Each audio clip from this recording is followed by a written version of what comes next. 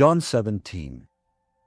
Jesus spoke these words, lifted up his eyes to heaven and said, Father, the hour has come. Glorify your Son, that your Son also may glorify you, as you have given him authority over all flesh, that he should give eternal life to as many as you have given him.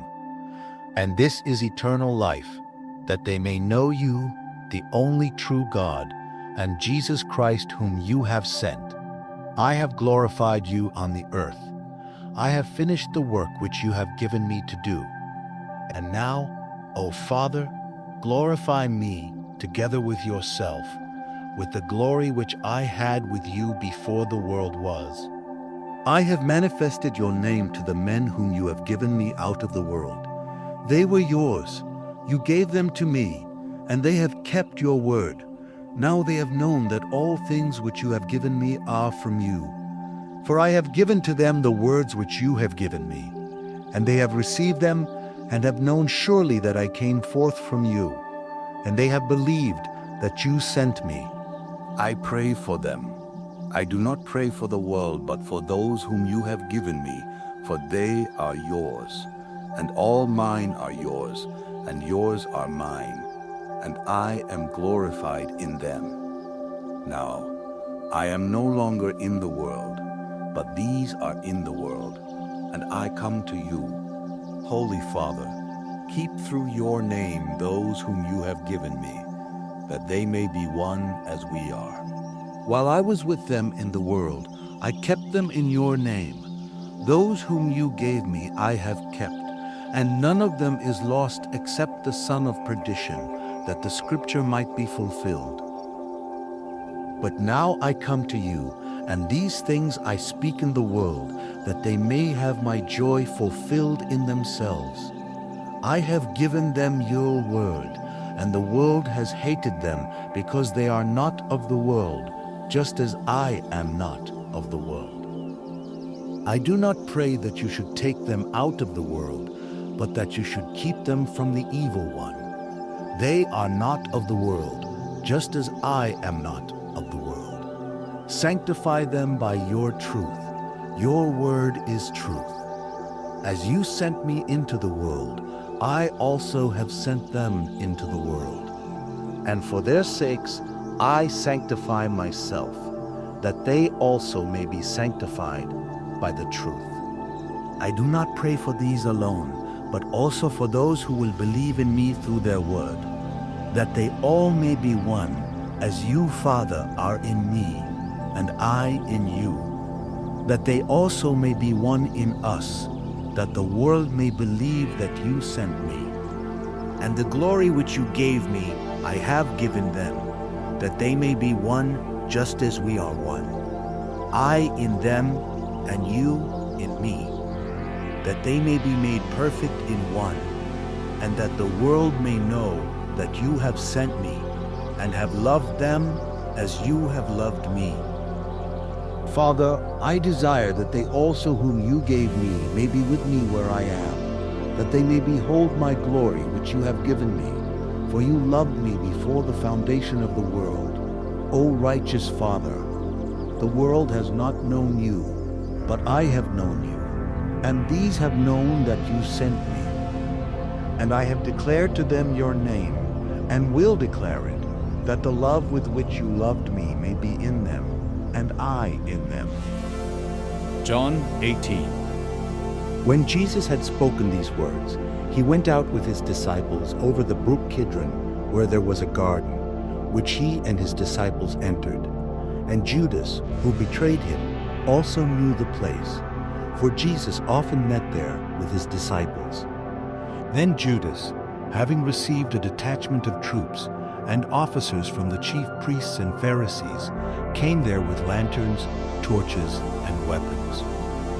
Jesus, therefore, knowing all things that would come upon him, went forward and said to them, Whom are you seeking? They answered him, Jesus of Nazareth. Jesus said to them, I am he. And Judas, who betrayed him, also stood with them. Now when he said to them, I am he, they drew back and fell to the ground. Then he asked them again, "Whom are you seeking?" And they said, "Jesus of Nazareth." Jesus answered, "I have told you that I am he. Therefore, if you seek me, let these go their way, that the saying might be fulfilled which he spoke, 'Of those whom you gave me, I have lost none.'"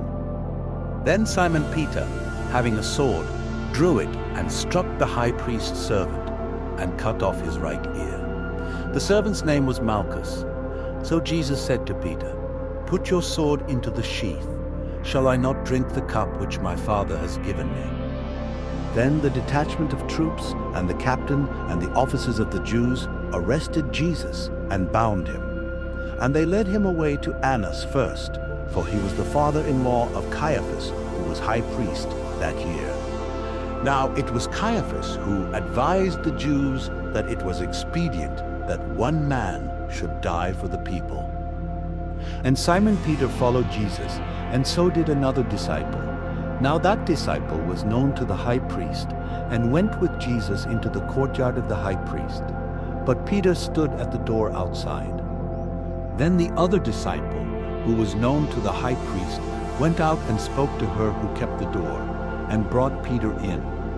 Then the servant girl who kept the door said to Peter, "You are not also one of this man's disciples, are you?" He said, "I am not." Now the servants and officers, who had made a fire of coals, stood there, for it was cold, and they warmed themselves. And Peter stood with them and warmed himself. The high priest then asked Jesus about his disciples and his doctrine.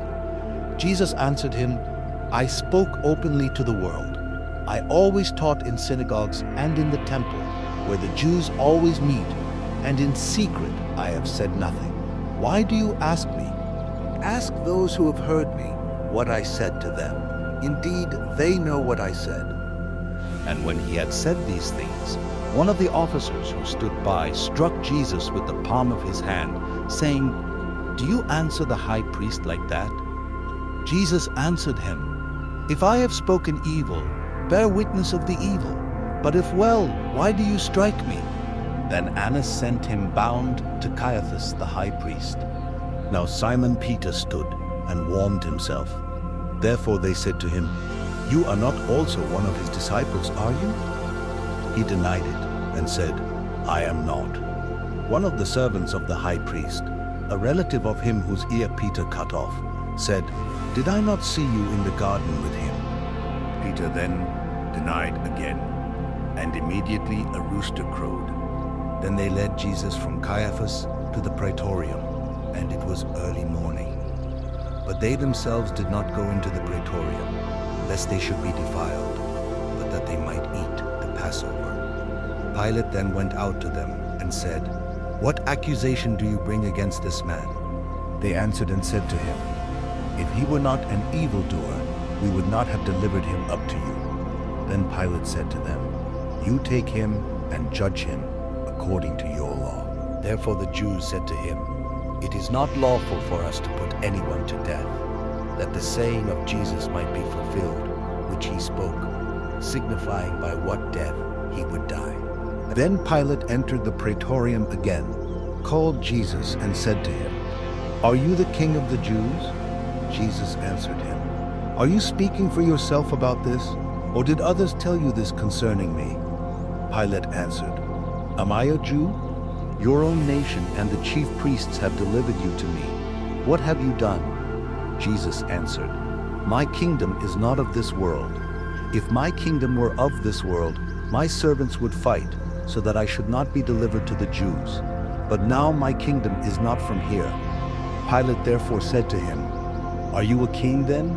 Jesus answered, "You say rightly that I am a king.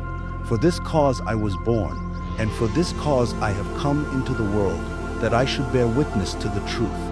Everyone who is of the truth hears my voice." Pilate said to him, "What is truth?"